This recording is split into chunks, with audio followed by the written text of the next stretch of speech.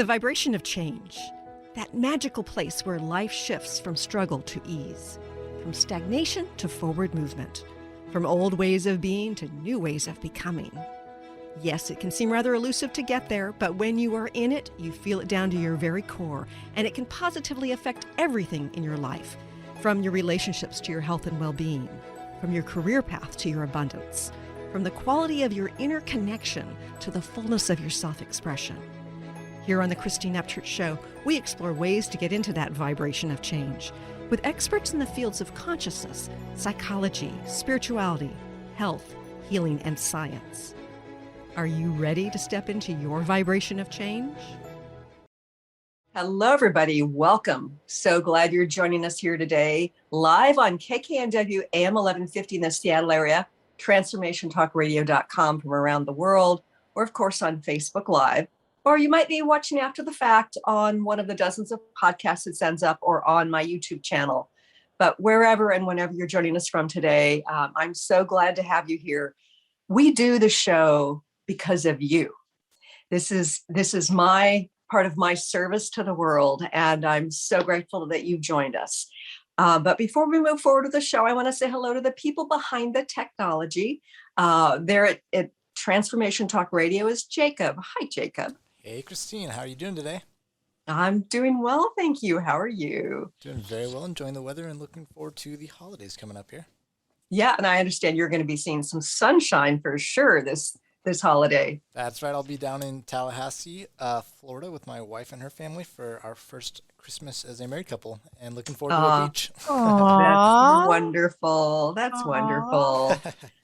And it's great when families expand, whether it's, in-laws or, another child or a grandchild. And Benny, I imagine that Christmas is a big deal in your household with your twins. What are your plans? It is. Well, we're going to stay locally. Don't have the wifey attached yet. Just maybe, you never know, someday. So congrats to Jacob on the first family Christmas for you two and for the fam. And we're just going to kind of hang back a little bit, kind of spend it a little bit of time with my girlfriend's family, which is in Gig Harbor. So there's going to be a little bit more travels on this one this year.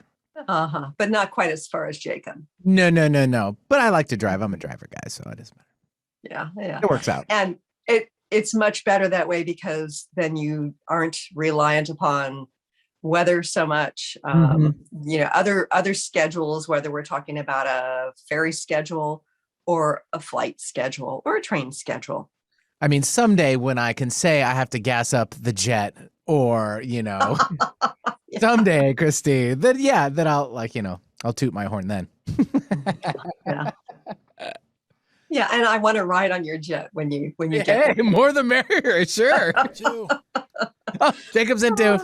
He's got shotgun. It's interesting with live radio. It's different than when you're doing pre-records because you rely upon people showing up at a certain time and things going fairly smoothly. And, there might be a little internet glitch or whatever. But, sometimes things don't work out as planned. And today is one of those days. We had a guest scheduled for a live interview, and he's really big in the truther movement. He is also somebody who's been very vocal about freedom, particularly in Australia, but around the world. And because he's been speaking out about freedom of choice, because he has been speaking truth, he's found himself having to get in exile from his beloved country. He's now in North America, but he's going from house to house. He's got big fans all over the world, people who are happy to house him. But unfortunately, the place he's at right now, where he's finding his temporary home, he doesn't have good internet connection, and there are a lot of kids and dogs, in the small portion of the house where there's good internet. So we've decided, because the interview is so important, we're going to reschedule. We'll do a pre-record. But I thought, well, we could do an encore. But there's been something coming up for so many people I've been talking to, myself included, that I think is really important for us to talk about today. During this holiday season, what tends to come up for many people, whether it's Hanukkah or Christmas, or just looking forward to the new year, the end of the current year and the new year that's coming, people find themselves not only enjoying things and having fun and connecting, but oftentimes having grief come up. And grief is one of those funny things where you never know when it's going to come up. It's not like you've scheduled a talk with your boss or your beloved partner or your child to talk about something that's important. So you've got it scheduled, or you know that it's going to happen within this context of this talk. Grief is one of those things that just pops up when you're not aware, and all of a sudden, boom, it hits you. And it has so much to say to us. But because it's not scheduled, it's not predictable, and it tends to come up on the holidays, I decided it's a good time for us to talk about it. And grief can be set off in many ways, and it has many meanings and insights for us. But because it can catch us by surprise, and because it can feel so overwhelming, and because it's often an integral part of holidays and transitioning from one year to the next, I thought it'd be an important topic today. So I just wanted to chat with you about grief.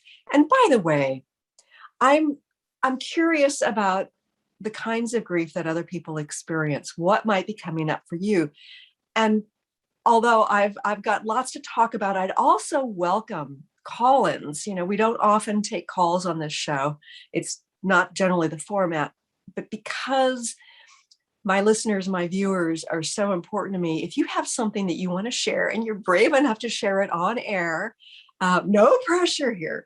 But if you do, I'd love for you to call in. I'd love to talk to you about what might be coming up for you during this holiday season, this transition from one year to the next, this reflecting back on almost 2 years of the pandemic. Benny, what's the number people will call if they want to chat? Yeah, we can give out, let's give out the Transformation Talk Radio number. It's 800-930-2819, 800-930-2819. While you take a sip of your beverage at the same time. That happens. I know. I should have given out more. I'm sorry. Yeah. It's nice hot coffee. And it's funny. Our guest last week was saying that coffee's not good for us. And coffee's an integral part of my life. And, I feel like if I don't drink too much coffee and I drink at certain portions of the day, that, I'm fine. But who knows? Each his own. Yes. And we do need to find balance in our own lives in whatever way we need to find it. And I think it's a really important message during the holidays, because sometimes we get so busy. There's lots to do if you do Christmas time in the traditional way. And it's the baking and the music and, church if you go to church, and the shopping and the wrapping and the making of feasts and the decorating. There's just so much to do that we can get really busy and not be aware of what's going on in our bodies. And one of the things that's going on in our bodies has to do with what's going on in our emotions. And that brings me back to this concept of grief. When I was growing up, Christmas at my house was absolutely beautiful. And yes, with a name like Christine Upchurch, you can probably imagine, yes, I was raised Christian. And although I embrace far broader spirituality beyond that, and there are aspects of Christianity that I found contracting, I still very much celebrate the life of Jesus and the family traditions of Christmas. And it's interesting because when I've looked back over my childhood, I've come to, after doing a lot of inner work and a lot of reflection, I found that I had serious issues with my mother, and I won't get into some of her issues.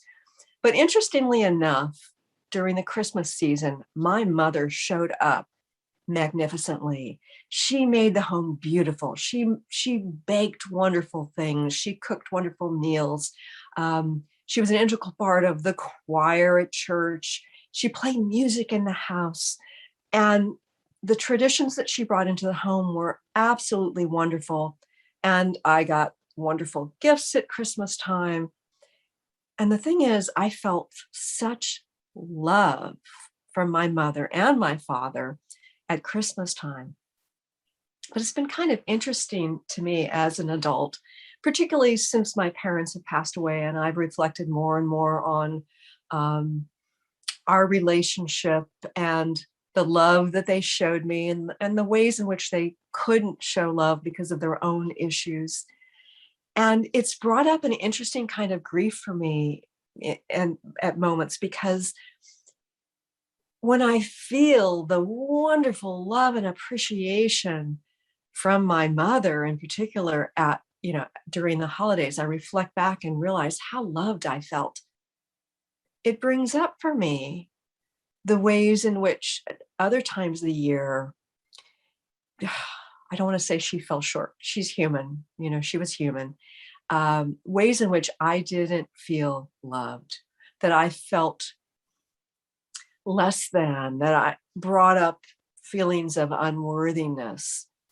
So although I've got these very fond memories, it's triggered moments of grief, periods of grief, for the ways and the times in which I didn't feel loved. And that's sort of an interesting, complex, bittersweet kind of feeling that can come up for me during the holidays. But probably more than that, what I feel is grief associated with my mother not being around anymore, my father not being around anymore, my not having my parents there, not having my children have their grandparents here. And so the holidays, it's the same kind of traditions over and over and over again in some ways, and yet there are people missing. And I don't know about you, you may have experienced a loss of somebody who's been important to you during the holidays, and that can trigger grief.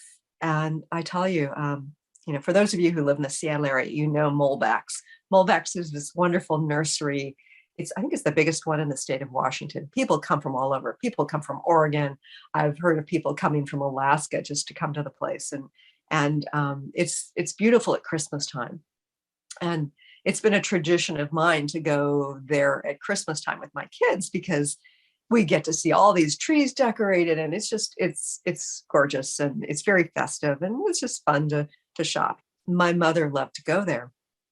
And last year I remember walking in there with my kids, and the Christmas music is playing, and all of a sudden the tears start to stream, because I'm recognizing that my mother isn't there, and how much she loved the place. So it can be sort of surprising how it brings up grief of people who aren't with us anymore. And the older we get, the bigger the chances that we will have people who've been important to us in our life, family members, friends who've passed away. And the holidays, because it's sort of like it's marking yet another year of the traditions, whatever your traditions are, it can trigger the grief associated with not having that loved one in your life anymore. And also one of the things that the holidays bring up for me too, and it's, I've heard this from my sons, I've heard this from friends and clients, that they miss what they had as a child. Alternately, it can bring up for people how they see what some people had as children that they didn't have, that they felt like something big was missing. They see these movies or shows about what the holidays mean for some people, and they feel like they missed out, that holidays weren't wonderful, and so they feel cheated. I don't know if you've seen the movie Home Alone, and I think it's Home Alone 1 or Home Alone 2, this child gets left alone, and he's only 7 or 8, and it's kind of it's a fun movie, but it's very poignant at one point where he's walking past his family is gone. He's by himself and he's walking past this house and he sees a family with people inside and he realizes what he's missing. So it's the same kind of thing where we can long for something that we never had, as well as what we might have had. And if we don't have it either anymore or never had it, it can bring up grief. Also, I think that because of the pandemic, because of how life has changed over the last couple of years, for many of us, life is different. And again, holidays can mark, a time of tradition. And if we haven't had the same kinds of traditions, we can reflect back and see, oh my goodness, life's not what it used to be. And it can bring up grief associated with, the rug getting pulled out from under us. So grief can be big, it can be small, it can reflect what we miss that we once had, or reflect to us what we wish we had what we never had. And it can reflect how life isn't what we thought it was, or it's not what it was once. And it's sort of surprising that it can be there. One of the interesting things about grief is that it gets stored in our body. If you've ever been experiencing big grief, the loss of a loved one, whether it's the end of a relationship or somebody you love passes away, whether it's a parent or a friend or a pet, if you've ever been like overwhelmed by grief and crying, one of the things that happens is there are these acupressure points on the chest. You can see that on the screen if you're watching video, that can start to hurt, and you're crying. And it's a very physical release of the pain, but it also triggers the grief points, which I find fascinating. And grief can get stored in various parts of the body. And I've got a dear friend, Sabrina Fritz, who teaches block therapy, where it's a matter of using this rounded wooden block to put pressure on various parts of the body to release fascial adhesions. And she was talking to me the other day about how she was doing some fascial release on her throat, and it brought up big grief. And on her side, on the sides of her ribs, how it really was releasing grief. And she found it kind of surprising. So yes, grief gets stored in the body, and you might feel it here, you might feel it in other places as well. But the grief is there, and until we release it, it continues to be there. So it's the kind of thing where I think that as we move through this holiday season, as we move through this transition from 2021 to 2022, it's really important for us to not only slow down and pay attention to our emotions, whatever is coming through, pay attention to our thoughts, but also pay attention to the body, because our bodies can tell us when we have tightness in the gut or tightness in the chest or the throat. And all that gives us information about what's being stored there that's wanting to be released. So it's interesting though, because I think that what's happening for a lot of people is there's a different kind of grief coming up. And this to me is a really important grief to face and process. And the grief I'm talking about at this moment relates to facing aspects of our belief systems that we think were built on a house of cards. And over this past year and a half, nearly 2 years, we've been experiencing external events. And yes, there's been something that has been making people sick. And yet the external response from Our governments has been very controlling. People have lost businesses when they feel like they've had the right to have their own business. There are mom and pop kinds of organizations, companies that have folded after 20, 30 years in business because their right to stay open was taken away in the name of safety. Interesting, while some, big box stores were left open, there are people who no longer feel like they have the right to choose what they put into their body. There's been a lot of control implemented. And I think what's happened for some is that people have believed that they live in a very free society. And suddenly freedoms are taken away and they begin to question their beliefs about their government, beliefs about have they ever been fully free? And I think that when we question those sorts of things, it can trigger all sorts of disorientation and grief associated with the illusions that we've bought into. Lori Ladd, who's a wonderful channeler, who's got a great YouTube channel. If you don't follow her, please do follow her on YouTube. Also go back onto my YouTube channel and you can find an interview I did with her probably about a year ago. She talks about how we are seeing a lot of what's in our collective shadow, because it's a moment in historical time when we have to do that in order to move through it.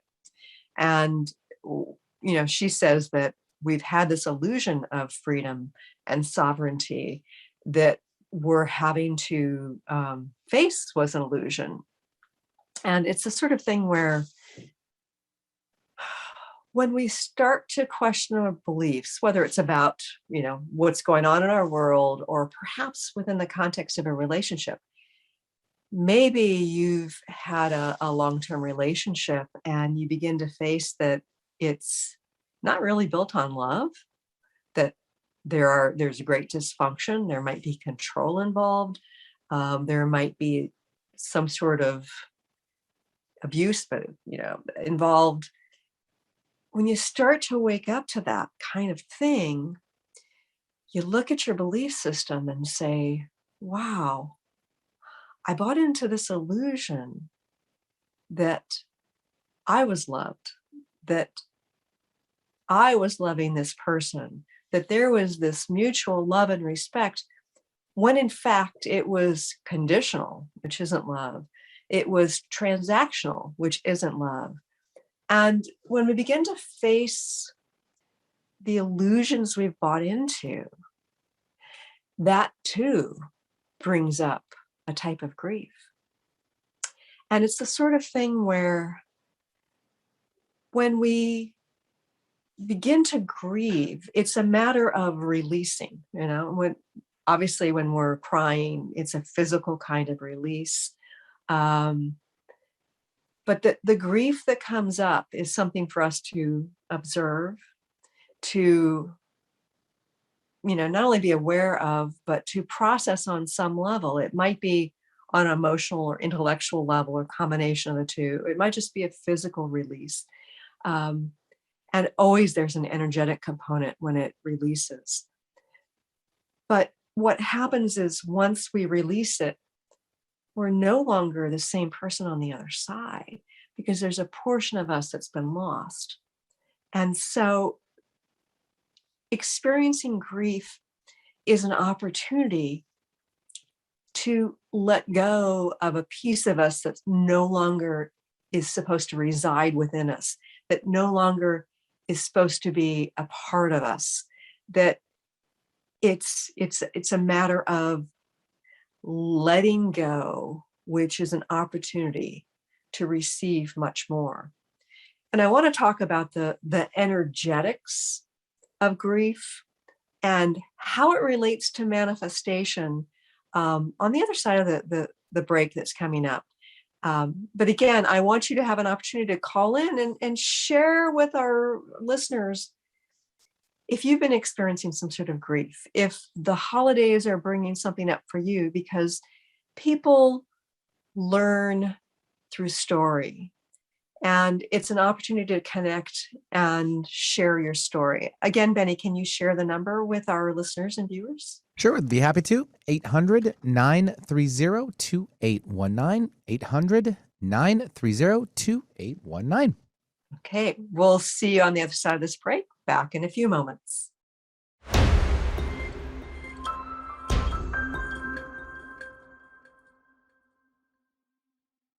Welcome back to the Christine Upchurch Show here on KKNW and Transformation Talk Radio, and of course, Facebook Live. We are talking about grief today, and the holidays can certainly trigger all sorts of grief for us. And of course, the end of the year, we tend to reflect back on the previous year and think, what's happened over the last year and where am I headed in 2022? Benny, it sounds like we've got a caller. Who is it? We do. Yeah, we'll take Three Feathers calling in from the Olympia area. Hi, Three Feathers. Hi, Three Feathers. Hello, good morning. Many blessings. How are you? Oh, really well. Thank you. Blessings to you as well. How are you? Thank you. I'm okay. I was listening to your show and I wanted to share a story about my father and his passing. Okay, please do. So, yeah, my dad he was a dining room director of St. Vincent's in Reno, Nevada. He fed the homeless for 30 years. Oh, wow. He actually received the Mother Teresa Award. And in 2017, 2 weeks before Thanksgiving, he passed away. So at Thanksgiving and every Christmas, he was on the news twice a year, always asking for volunteers to help the other 363 days a year. And talking about how many people he fed. And so I think we fed like 11. I was there, of course, on Thanksgiving. We fed, I think, 1,100 people that year. Wow, that's wonderful. And even though he was gone, the place ran like an amazing machine. But I want to tell you about the day he died. Okay. And I found out about it was November 13th, and my brother had called me to tell me. And later that evening, that afternoon, I was outside sitting on the ground, and just I could hear over and over and over, "I am with you, I am with you, I am with you." Oh. And I was like, "Dad?" And then he's like, "Oh my gosh!" And he was like happy like a kid at Christmas. And he was saying how he forgot how amazing the rest of life was. And he wasn't in pain, and he wasn't in a body, and he was visiting me and telling me how wonderful and beautiful and joyful everything was on the other side. Oh, that's beautiful. And what a gift to you, because you now know that he's there and with you. Yes. Well, and apparently they are sooner when they first pass, and then they go on about their business, but they're always available as a guide and to communicate with. But the beautiful thing is when I want to talk about when Corona first started happening, my partner at the time had a vision where he could see everybody that had passed, their souls were like holding hands surrounding the earth. Oh, like they all knew that this was part of it. They knew they were leaving. They knew that this was the shift. This was a marker in time, and everybody was holding hands and just kind of like supporting us here on Earth. Yeah. And, I feel that support too. This reminds me of this time in our history, reminds me in some ways of giving birth. During the labor process, it's intense. For me, there was, significant pain, even though I was very focused within and trying to go into that pain and just make it sort of energetic. Also have a misshapen pelvis because of the fact that I was in a car accident when I was 17. So it probably made things more difficult. But it's like there's this, we know that there's going to be a baby at the end of it, right? So it's very exciting, and yet it's painful. It's making us focus within. It's intense, and then there's some relief. It's intense, and there's some relief. And the only way we can get through it is to let go to the process. And in some ways, as a birthing, I mean, in many ways, as a birthing mother, you have to totally let go of control. And it can bring up the fear of not being in control. And it can also illuminate for the fact that in many ways we don't have control. And yet we do have this ethereal support, and there is perfection in the way things are unfolding. And Three Feathers, I too have felt this greater support, and some of what we've been experiencing within the context of the planet, from illness to the control to, all these things unfolding, is like one of those birthing pains. Like, this is intense. This doesn't feel good, but I've got to let go to this process. And okay, there's some ease. Where are we going? Oh, this is intense, So I love this visual of having loved ones encircling the planet, supporting us at this time. Yes. And we have to remember, exactly like you said, we're all going through kind of a death and rebirth. And birth is messy. It's painful and it's messy. It is. And the changing of society and the dismantling of all of the systems that have not been working for us, it's messy and it's chaotic and it's kind of scary. But what we have to do is trust and faith that everything is going to be resolved. And if we focus on what it is that we want to see, we have a 1,000-time fold more chance of seeing that. Right. And that's such an important point, Three Feathers, about focusing on what we want. But it's interesting because I think oftentimes what gets the least thought about in terms of the interpretation of information out there in the New Age movement is that we can't focus on the negative, only the positive. But if there's negative within us, and I put negative in quotes because any emotion is fine, right? There's no positive and negative. But people shouldn't be suppressing their grief because they want to manifest something wonderful. It's like we shouldn't focus too much of our energy beyond sort of like the disconnected sort of witnessing, too much of our emotional energy in this place of fear or, illuminating what's in the shadows, but rather bear witness to it. But we do need to pay attention to our own grief that's coming up, because on an energetic level, the heart chakra, which is very powerful energetically. I mean, heart math, they've shown this. It's the energy field that extends from the heart goes much further out than what comes from the brain, from the head. But the heart is our manifestation engine. And if we have unresolved grief residing in our heart chakra, then what can happen is it's kind of like, our manifestation engine is like it's driving our car, like with our proverbial car into the future. It can clog up the spark plug, so to speak. So like if we want to get on that freeway, we want to move forward towards our new earth, and we'll leave behind the systems that aren't working. We need to be able to get up to speed and on that on-ramp and get onto that new highway. And yet, if we have unresolved grief, then we end up, not being able to come up to speed. It impedes the manifestation process. So yeah, I wholeheartedly agree with you, Three Feathers, about this, the need to focus on what we want. And we also need to pay attention to what's coming up for us so that we can be aware of it, appreciate it, get the important information from it, and release it. That's fabulous information. I need to do that as well. I think you're talking directly to me. there is extra grief there, and it is hard to it's hard to feel it. It's hard to want to feel it. It's painful and it's deep. And I remember my dad telling me I was ugly when I cry, and so it's really hard for me to cry sometimes, even alone. Yeah. Yeah. And So, I think about how people will often talk about, I was crying, it was the ugly cry, right? And to me, I don't think of it as ugly. I think how beautiful that they have let go completely to that grief so that they can't even care about what they look like when they cry, you know? So ugly crying is beautiful. yes, I've heard that too.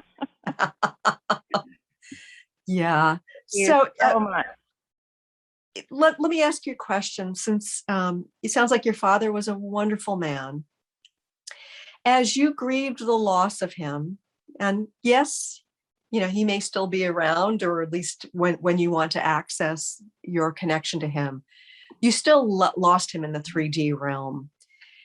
And I'm kind of curious about your experience as you experienced processing the grief.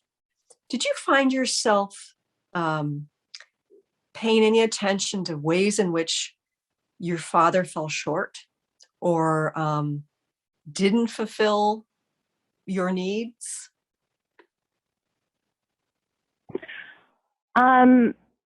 Well, I think growing up in an era where we see shows like Happy Days, we're always thinking that our own families are falling short.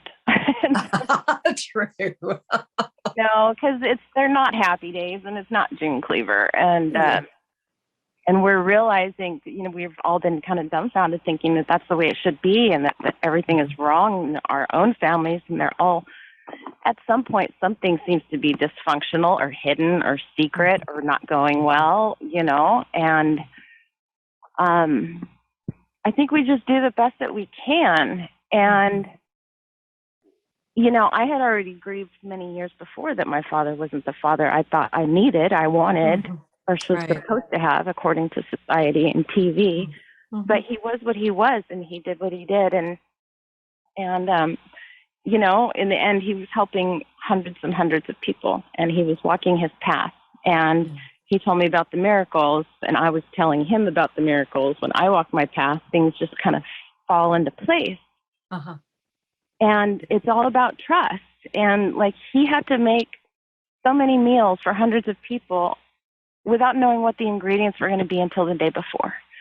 Wow. You know, he would say, boy, we sure need some eggs. And boom, somebody would deliver, you know, 5 dozen eggs or 10 dozen eggs, whatever it was. And so I was appreciative of when we finally connected as adults. And I was appreciative that I was able to forgive everything. You know, I told him all is forgiven before he died. So it's a good way. And I actually feel that I was closer to him afterwards, you know.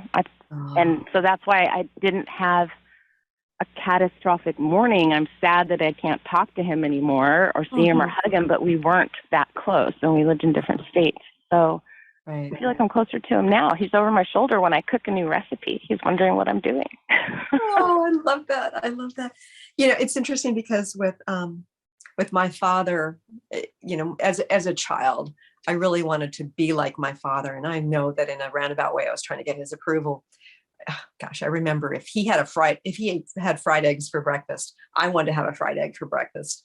You know, and he was an actuary, which is like a statistician in the insurance industry. So is it any wonder that I went into math and then statistics in graduate school and then in my career? And I felt like I was really trying to get my father's approval, and I ended up doing a lot of inner work about that. And I felt like he was never proud or didn't express his pride. And, you know, I so wanted that. And then eventually I healed some of my unworthiness issues and felt whole whether or not I got his approval. And then after having my first child, oh gosh, probably when my son was about a year old, he said to me, and he looked me directly in the eyes and he lit up like a Christmas tree. He said, you know, Chris, I am so proud of the mother you are. You are such a wonderful mother. And it felt good, but it wasn't like it was filling this void inside of me, you know, because I had already filled that void within myself. So yeah, it's interesting that we can face the grief, we can face the the healing that we need to do based on our upbringing while those people are still alive, whether it's our parents or, forgiving somebody who molested us or, a partner who didn't treat us well. And it's a great opportunity to heal all along the way. And sometimes grief will bring up new issues. Oh, it'll bring up new issues, like what's underlying. Uh-huh. Yes. Like I think about how when I was grieving the loss of my parents died a decade ago, 16 days apart from each other. So it was kind of like this 1-2 punch for me. And it was also during a period when I was trying to get out of a dysfunctional marriage. So it was like, it was pretty huge. But I found myself not just grieving the loss of having my parents in my life, as the adult that I was, and not just grieving the loss that my kids no longer had their grandparents, but also I found myself grieving for the having the little girl within me, grieving the loss of her daddy, whom she used to put her whole hand around his little finger as they walked through a store. The 8-year-old grieving the loss of her mother who was teaching her to cook.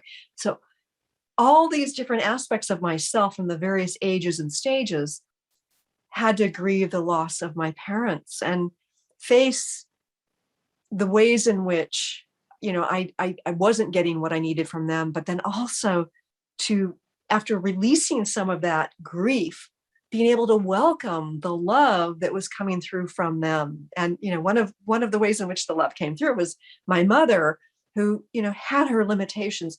During the holidays, she did a great job of expressing love. So I can now see that, that little girl didn't get what she wanted or needed at that time. Although in the big picture, of course she did, because she had a soul path and, there was healing to do in this life. But it letting go of additional grief allowed me to open up for greater love that I missed out on because I was, not getting what I needed. So, yeah. Yes, well, if grief can be thought of as like a balloon or like a something that we're carrying, not a balloon, really. This grief can be thought of as something that we're carrying, and it's a blockage. And until we can release that, there's no room for the other things to enter. Yeah. Exactly. And it's funny because years and years ago, I was at my acupuncturist and I was grieving over something. It was before my parents passed away. I think it was the grieving of loss of a friendship, which can be a really significant thing, people. If you think that you should just be able to like move through releasing a friendship, move through it easily, it's not always the case. But I told her I was experiencing a lot of grief, knowing full well that while she worked on me, I might end up crying. So I was just giving her a heads up. And she said, "You're grieving? How wonderful." And I'm thinking, what is she, twisted? And then she said, when we grieve, we open our hearts to more love. And I thought, that's profound. Oh. That's profound. Oh, I like that. Yeah, I do too. I like that. Yeah, I really do feel like it's it clogs the spark plugs of the engine of our manifestation, car, so to speak. And that it's really important. And so if you're experiencing grief out there right now, comes and goes during the holidays, because it can be a real bittersweet time of year. It's important to acknowledge. There's another grief that's coming up right now. What's that? Another grief really that's coming up right now is the grief of being lied to. People are seeing the truth about, their corporations and companies really don't care about them. They just want them to get this thing in the arm and fight on the dotted line. And that's such a great point. And that's one of the illusions we've bought into. Yeah. And yes, the illusions. So when the veils are lifting, and we've already talked about how 2020 was the year of clear vision. 2020 vision, clear vision. Yeah. And right? That's the apocalypse, which technically means to lift the veils. Yeah. That's all apocalypse means. And so we're seeing the truth of many things, and they continue to come to the surface. It's wonderful. Right. But it's a lot of grieving needs to take place. And for me, Three Feathers, one of the ways in which I've been grieving along the way since probably about mid 2020 is when I started to recognize that we were being lied to in various ways. And I've got this background as a statistician, and I worked in medical research. I've co-authored articles in medical journals. I know how to look at the medical literature and interpret it. I know what's a good study, what's a bad study, what kinds of conclusions you can make based on the data. And so I thought part of my purpose is to give people a heads up that, hey guys, we're being lied to about all sorts of things, and things aren't the way we think they are, within the context of the medical field. And I found that people in general, most people weren't wanting to hear it. Some had this thirst for this information.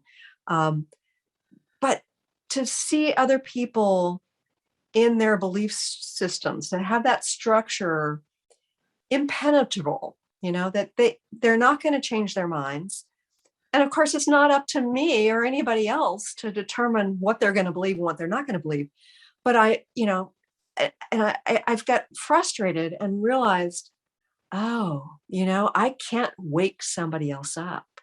I can be there and share my path if they're interested. And that includes family members. I know so many people who are awake to what's been going on, awake in my own interpretation. And they're grieving the fact that their loved ones decided to get the jab and I think that there are just a bunch of conspiracy theorists, that they're wearing tinfoil hats. So there's been grief about that too. Yes, there's so much that's coming to light now, especially the psychology behind mass formation and how a certain percentage of the people believe something, anything, everything that they're told by a certain authority because they've been conditioned to believe only in that authority. Right. I just had a friend tell me, I told my nephew who's in medical school about whatever it was, something that was irrefutable, nothing about the jab or anything like that, but something else that was simple and irrefutable about nutrition. And the medical student said, that's not true because I haven't learned it, or they don't. Yeah.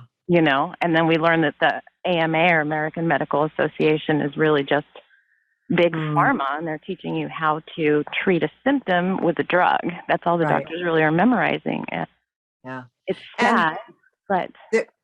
And there are people who are recognizing that that the medical system, there are wonderful people. There are lots of wonderful people in conventional medicine.